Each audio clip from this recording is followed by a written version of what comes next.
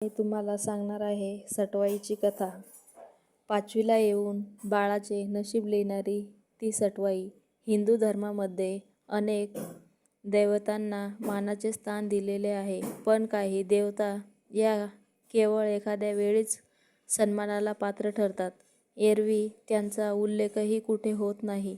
अशीच सर्वांचं दैव लिहिणारी, पण स्वतः मात्र त्या सन्मानाला दुर्दैवी ठरलेली देवता म्हणजे सटवाई.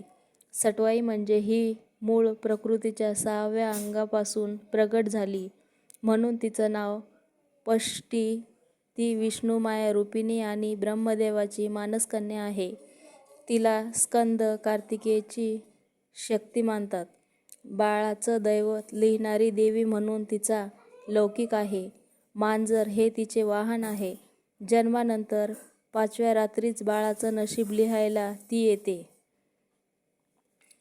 महाराष्ट्रात 5व्या दिवशी संध्याकाळी तर गुजरातमध्ये 6व्या दिवशी पष्टीपूजन करतात. जननी सर्व भूतानं बालानं च विशेषतः नारायणी स्वरूपिणी बालरक्षक मे सर्वदा, अर्थात सर्व जीवांना, विशेषतः लहान बाळांना आईसारखं सांभाळणारी नारायण स्वरूपी अशी ती सटवाई.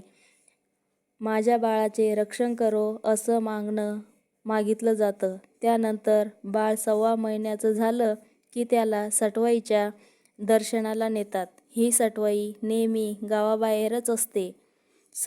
सटवाईबद्दलची एक लोककथा प्रचलित आहे. रोज रात्री आपली आई कुठे जाते असा प्रश्न सटवाईच्या मुलीला पडला. ती आपल्या आईला याबाबत विचारते, तेव्हा सटवाई तो विषय टाळते. परंतु मुलीच्या हट्टापुढे तिचा नाईलाज होतो. मी जन्मलेल्या मुलांचे भविष्य लिहिण्यासाठी जाते, असं उत्तर ती आपल्या लेकीला देते.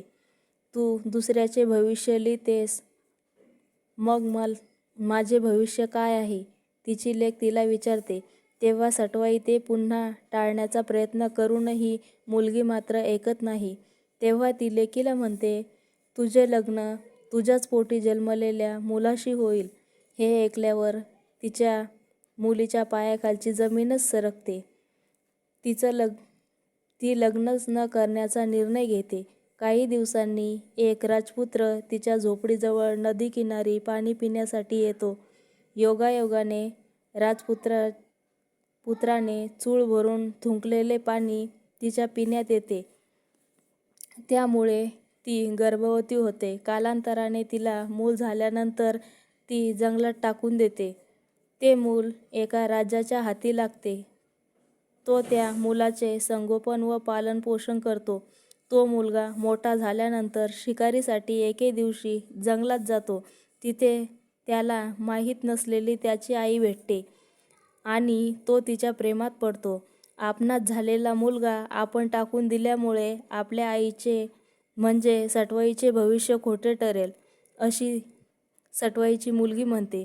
अशी समजून ती त्या युवकाच्या प्रेमाला प्रतिसाद देते. दोघांचे लग्न ठरते.